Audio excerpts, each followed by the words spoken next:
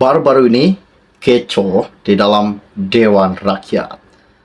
Tidak habis-habis dengan perbahasan di mana pembangkang dan kerajaan berbahas berkaitan dengan belanjawan, berkaitan juga dengan cara bagaimana kerajaan mentadbir dan mengatasi masalah-masalah rakyat.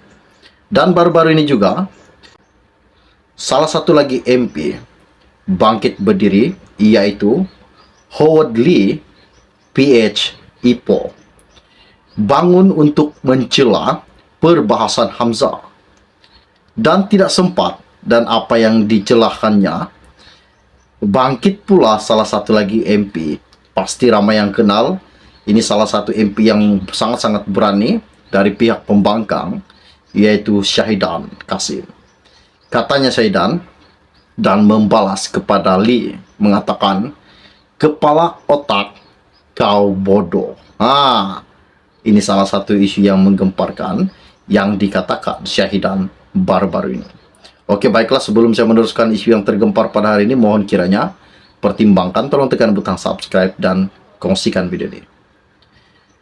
Baru-baru ini, lebih kurang 10 menit yang lepas, media ini berkata, Ketua Pembangkang Hamzah Zainuddin menyifatkan belanjawan 2023 yang dibentang oleh Perdana Menteri Anwar Ibrahim pada Jumat lalu ibarat selimut senteng yang serba kekurangan dengan keadaan ekonomi semasa negara. Dalam ucapan perbahasan belanjawan dengan topik wawasan kemakmuran bersama di Dewan Rakyat pada hari itu, dia menyentuh beberapa isu seperti kos, sara hidup rakyat, membasmi miskin tegar, pengeluaran kumpulan uang simpanan, bekerja KWSP secara bersasar, peruntukan dana kepada ahli parlimen, dan persoalkan strategi kerajaan untuk mengotakkan janji dalam pembentangan belanjawan tersebut.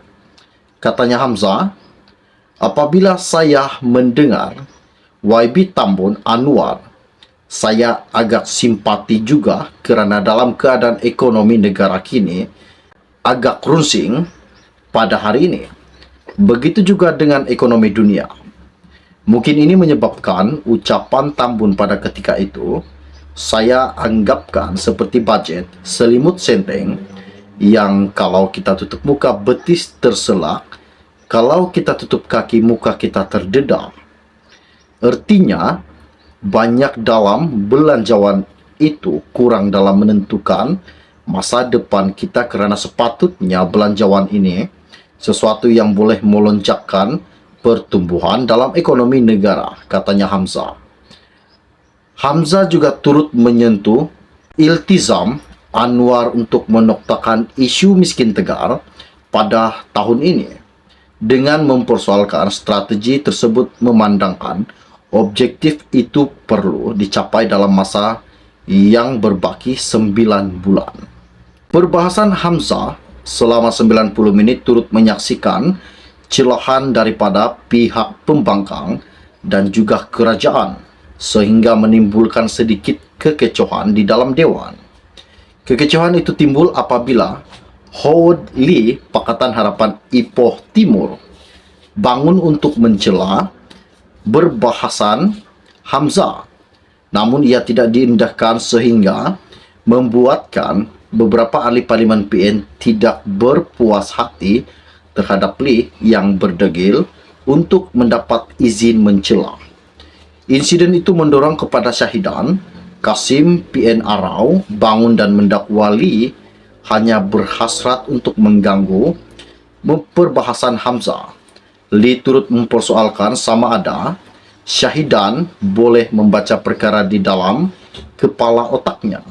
Apa yang Syahidan katakan, kepala otak kau bodoh.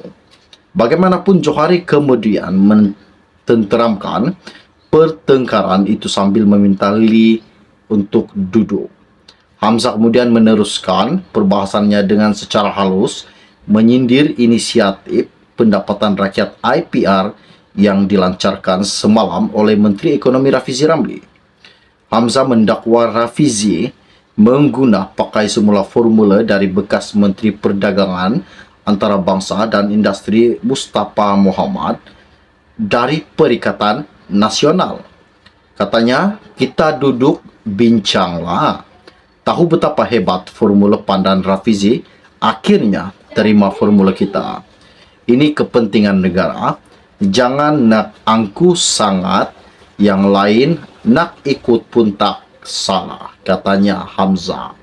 Ini salah satu isu yang sangat-sangat mengejutkan buat seluruh rakyat pada hari ini, di mana perbahasan Hamzah di dalam Dewan Rakyat selama 90 menit menjadi satu kekecauan, di mana Howard Lee bangun untuk mencelah perbahasan Hamzah. Dan apa yang dikatakan Syahidan, kepala otak kau bodoh. Adakah semua orang bodoh? Memang kalau tidak belajar. Oke, baiklah, setakat di Shine Forecast. Jangan lupa tinggalkan komen Anda, nyatakan di dalam channel ini. Adakah apa yang dibentangkan Hamzah baru-baru ini di dalam Dewan Rakyat betul? Dan adakah Hamzah mengatakan bahwa Rafizi mengguna pakai semula formula dari bekas Menteri Perdagangan Antarabangsa dan Industri? Adakah ini salah satu isu yang mengejutkan? Jangan lupa tinggalkan komen Anda. Setakat Shine Forecast dari saya untuk Anda. Kita akan berjumpa lagi. Salam jumpa dan salam kenal. Bye-bye. Satu lagi isu yang mengejutkan, ini salah satu isu yang sangat-sangat panas pada hari ini, di mana media ini berkata, BN telah mengantar surat tuntutan kepada pimpinan bersatu, yaitu Presiden Muhyiddin Yassin dan Ahli Majlis Pimpinan Tertinggi MPT Muhammad Azmin Ali. Mengapakah BN mengantar surat tuntutan kepada pemimpin bersatu? Apakah yang telah dilakukan Muhyiddin dan apakah yang telah dilakukan Muhammad Azmin Ali baru-baru ini? Ini salah satu isu yang mengejutkan. Mengapa BN menghantar surat tuntutan kepada pemimpin bersatu dan Muhammad Azmin Ali? Seperti mana yang telah kita tahu bahwa baru-baru ini, pada 21 Februari lalu, Wan Saiful yang juga ahli parlimen Tasik Gelugor atas pertuduhan telah meminta dan menerima rasuah melibatkan uang berjumlah Rm6,9 juta ketika mengiringi Wan Saiful di Mahkamah Kuala Lumpur. Muhyiddin mengaitkan pendakwaan tersebut dengan kenyataan yang dibuat Ahmad Zahid Hamidi